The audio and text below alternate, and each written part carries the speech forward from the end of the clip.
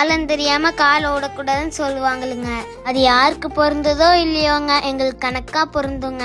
பெரிய தொட்டியில பாஸ் ஆனா கிடக்குதுங்க, அது சுத்தம் பண்ணலான்னு சொல்லிங்க இருக்கிற தண்ணி பூரா மரத்துக்கெல்லாம் எடுத்து விட்டாச்சுங்க. சுத்தம் பண்ணலான்னு இறங்கினா எங்கனால ஒரு நாள்ல காவாசி கூட முடிக்க முடியலைங்க.